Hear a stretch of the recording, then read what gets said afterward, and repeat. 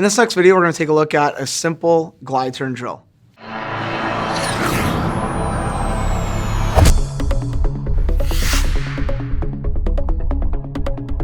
Oftentimes when coaches are working with young players on glide turns or edging, we see a lot of inefficiencies as players are going through. The number one thing we want players to focus on when they're working on glide turns is keeping 2 feet on the ice.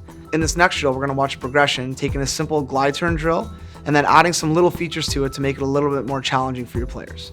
This drill begins on the blue line. You can set them up on the hash marks or on the goal line. Depending on how much ice you have to work with, you can set a drill like this up anywhere. We chose to use 5 pylons in this drill, and we're gonna have players begin at the blue line and glide around each pylon. Our key focus here is keeping our stick on the ice.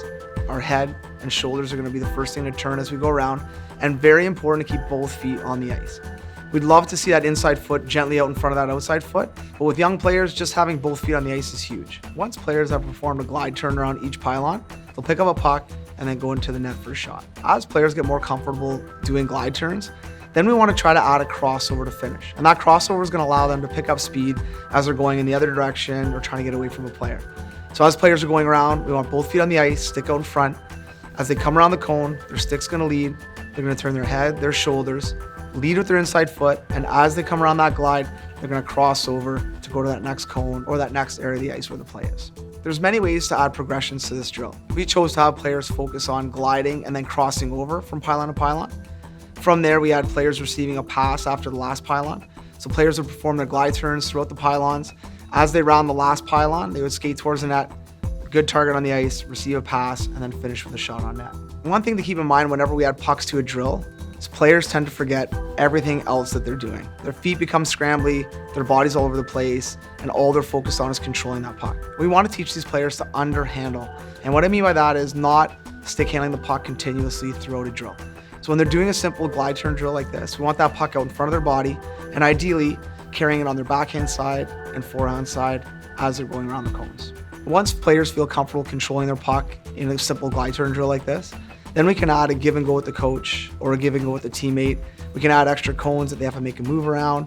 We can add an extra player for a one-on-one. There's a ton of variety that coach can choose from when trying to add progressions to a drill. Oftentimes when working with young players, we see a lot of very similar inefficiencies. We see players going around cones with 1 foot on the ice, and often they're gliding on their outside foot, so the inside edge of their outside foot, lifting up their inside foot. We often see players that come around with 1 foot dragging, so 1 foot on the ice, but maybe just a toe on the ice. We also see many times players not controlling their stick. The most important tool a player has is their hockey stick, and it doesn't do us any good if it's behind our body. We want that stick out in front, and we oftentimes see players with that stick behind their body as they're coming around and gliding. We often see players with their body weight not centered. So instead of having their shoulders over their knee and their knee over their toes as they come around, they're on their heels, and you can see that by that inside foot. So the foot closest to the direction they're gliding or the cone, they got their heel on the ice. That tells us right away that they're leaning back and their weight's on the heel of their blade. The most difficult edge for a young player to master is their outside edge. So as a player is coming into a cone and they're gliding around that cone, their inside foot should be on its outside edge.